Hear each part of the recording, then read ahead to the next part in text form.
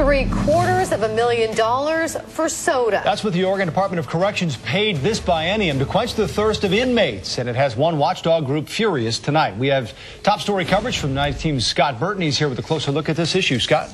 Joe, they're pulling it from schools and other public buildings, so why in a time of budget crisis are prisoners still getting soda pop? That's exactly what the watchdog group Common Sense for Oregon wants to know, and as a result, they're holding the State Department of Corrections to the fire.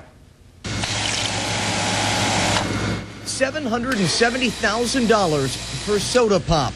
The State Department of Corrections paid it during the 2007 to 2009 budget cycle. That same amount of money would fund 3 state troopers for a full biennium.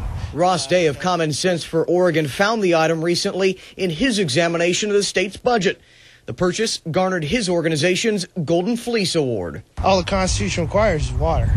It doesn't require anything other than that. So if that's all that we're required to give them, and the Supreme Court has said water's enough, then water it is. Over the last 3 budget cycles, Oregon's general funds increased 37%. Day's group has launched a statewide radio campaign to publicize the spending. He feels in a time when the legislature is considering increased taxes, they should first consider reduced spending. It took us 2 days to find this particular budget item.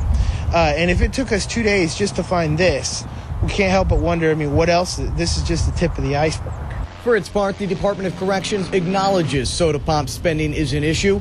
In a memo dated March 6th of this year, DOC Director Max Williams writes, for the last year, the department has been developing strategies to reduce the amount of soda consumed by inmates for both health and financial reasons. During the 6 months leading up to that memo, soda consumption was down 17%. And the department points out, over the 30 million inmate meals served during the current biennium budget, the $773,000 purchase breaks down to just 3 cents per meal. Now, you may wonder why the Department of Corrections wants to hold on to soda at all. It's in part viewed as an inmate control item, a perk, if you will, that in an era of prison overcrowding helps lower inmate tension. That according to Max Williams. From Ross Day's perspective, if the prisoners want soda, they should pay for it themselves. Lowell. Thank you, Scott.